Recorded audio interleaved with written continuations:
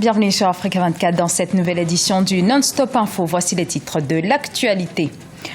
En République du Congo, depuis le 23 avril, Clément Mwamba occupe les fonctions de Premier ministre. Clément Mwamba était l'un des dirigeants de l'Union panafricaine pour la démocratie sociale, UPADS, première force d'opposition congolaise.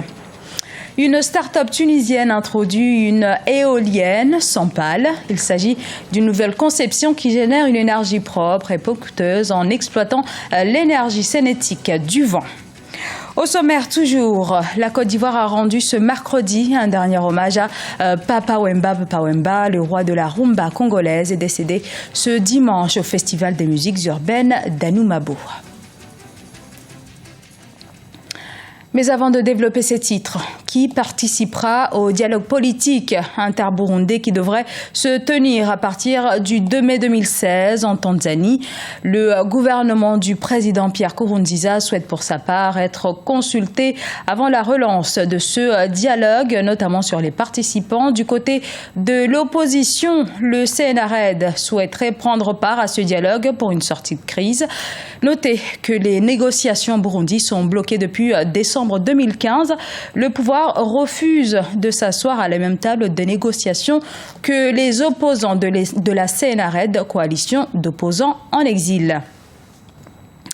Comme annoncé en titre, Clément Mwamba, cadre de banque, a été choisi samedi 23 avril comme Premier ministre par le président nouvellement réélu Denis Sassou Nguesso.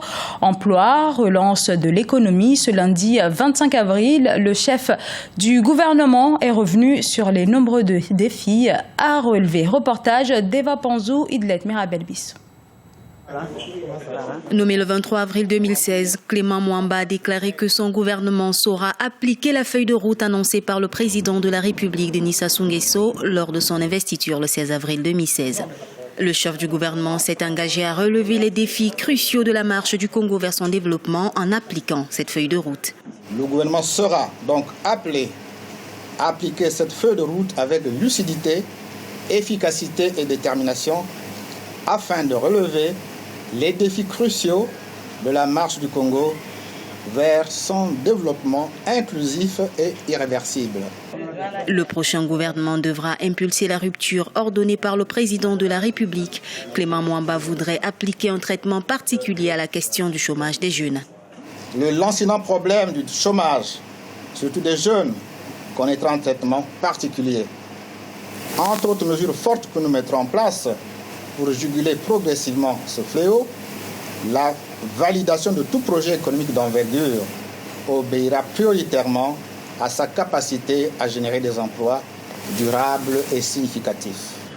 La paix et la consolidation de l'unité nationale seront les credos du nouveau gouvernement. Clément Mwamba souhaite ouvrir la porte aux Congolais de la diaspora volontaire afin qu'ils apportent leur savoir-faire au développement du Congo. Le Premier ministre et son gouvernement devront dans les prochains jours présenter l'essentiel de leur action devant l'Assemblée nationale. Des inventeurs tunisiens ont puisé dans le passé de leur pays pour la conception d'un moyen plus efficace pour produire de l'énergie éolienne. La société tunisienne Safon Énergie se base alors sur une nouvelle conception de turbine sans pales, inspirée des voiliers de l'ancienne Carthage d'il y a 2000 ans. Deogracias Podo. S'inspirant du mécanisme d'anciens voiliers de Carthage, une start-up tunisienne spécialisée dans l'énergie verte a développé une nouvelle turbine éolienne. Objectif, éliminer les défauts traditionnels de l'énergie éolienne dont les turbines à lame rotative causent souvent des nuisances sonores. Baptisée la Safonienne, cette turbine éolienne sans pales serait plus efficace que les turbines traditionnelles et peut convertir jusqu'à 80% de l'énergie éolienne en électricité. L'énergie est un élément essentiel pour toute croissance économique et si un projet du tiers-monde comme celui-ci peut aboutir, je pense que ce serait une bonne chose. J'ai apprécié deux choses. D'abord leur sens de l'engagement et ensuite le fait qu'il s'agisse d'un projet d'un marché émergent du tiers-monde qui vise un autre marché plus important au niveau mondial.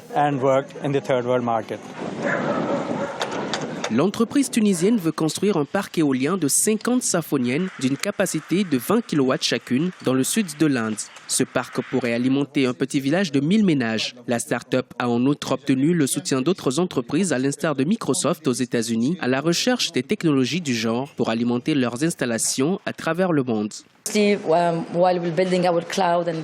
Évidemment, nous sommes résolus à réaliser nos projets sur le continent et ailleurs avec notamment la construction de nos centres de données. Nous voulons que ces centres soient des structures respectant l'environnement. Nos bureaux, nos campus, principalement aux États-Unis, voire ailleurs dans le monde entier, sont déjà à zéro pollution. La turbine safonienne a reçu un brevet international en mars 2013 et l'entreprise est actuellement à la recherche d'une collaboration avec un fabricant industriel. Le coût relativement faible de l'invention pourrait être une solution au déficit énergétique dans de nombreux pays en développement. En bref, la Bourse régionale des valeurs mobilières et Europlace, organisation représentative de la place financière française, ont signé ce mercredi une convention de partenariat afin de formaliser leur coopération initiée depuis 2013. Objectif donc renforcer les relations entre la BRVM et Paris Europlace. Ce nouveau partenariat s'inscrit pour la BRVM dans son ambition d'élargir la base de ses investisseurs internationaux. Dans l'actualité également, cet hommage en Côte d'Ivoire, hommage à Papa Wemba. Une soirée de recueillement et d'hommage lui a été dédiée ce mercredi devant son épouse et les membres de son groupe. Une cérémonie en musique émaillée de nombreux témoignages. Reportage de notre envoyé spécial, Wendiam Valentin Compaoré. Merci beaucoup. La Côte d'Ivoire rend hommage à Papa Wemba, décédé le 24 avril 2016 après s'être effondré en plein spectacle alors qu'il animait un concert dans le cadre de la 9e édition du FEMOA, le Festival des musiques urbaines d'Anoumambo. Un hommage a été rendu ce mercredi 27 avril 2016 à Abidjan à celui qu'on appelle affectueusement le roi de la rumba congolaise. Des chanteurs, des danseurs, la famille mais aussi des artistes ont exalté les vertus de ce grand homme, grand promoteur de la musique congolaise. Papa Wemba voulait mourir sur une scène. Et la scène qu'il a choisie pour mourir, c'est la scène du FEMUA.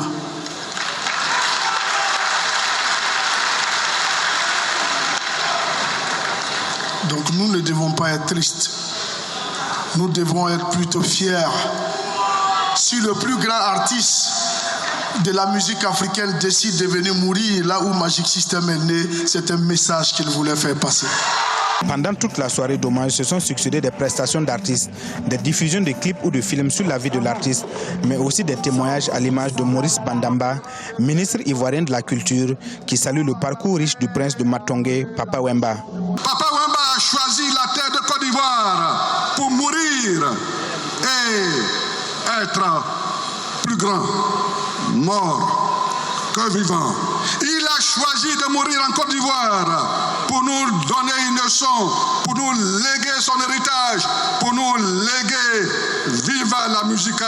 Et la Côte d'Ivoire accepte cet héritage. Et la Côte d'Ivoire dit merci maman, merci maman Amazon, merci à vous enfants Wemba, merci au peuple congolais, merci papa de venir ici ensemencer la terre ivoirienne de ton âme, de ton étoile, de ta joie, de ton bonheur. Oui, Papa Wemba, nous t'accueillons.